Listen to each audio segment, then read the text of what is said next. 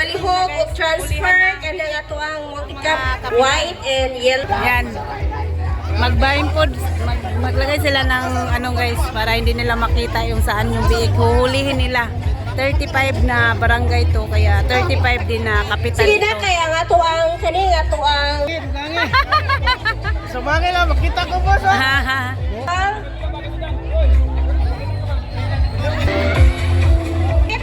Wapa na 4 mag-circle ari nga dapit. Please. Tang usaray kubangan.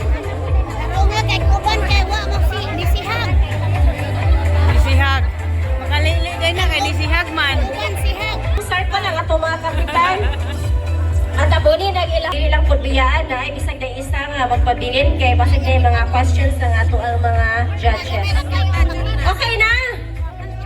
Okay, our catching contest for the 35 barangays will start in a... Ay, napa!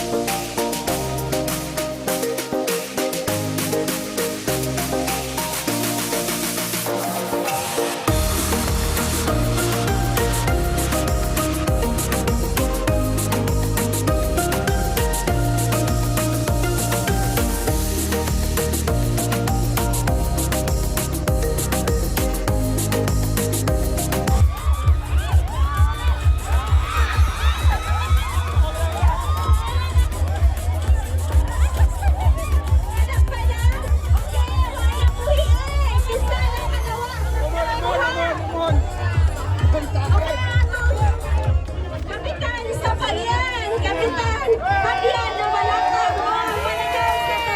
Big catching contest! Congratulations, Kapitan!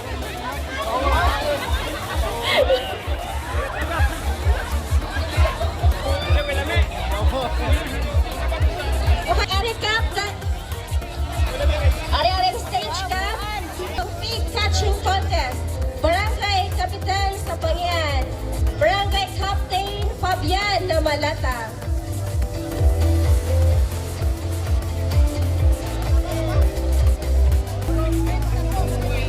Ang ato ba yung vaccine kaya ang murain siya prices na kay from 3,000 to 4,000 pesos na og paliton in cash.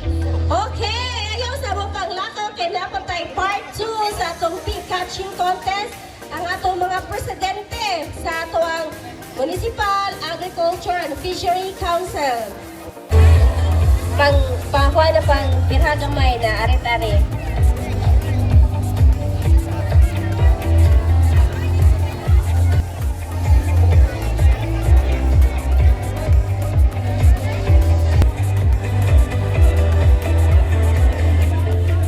Please engage ang atong mga audience nga mag-closer.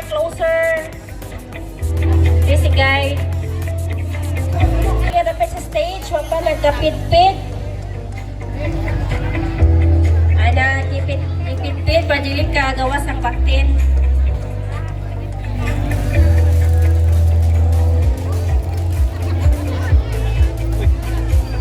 Okay, our big catching part 2 by the Municipal Agriculture and Fishery Council will start in a 3, 2, 1, go!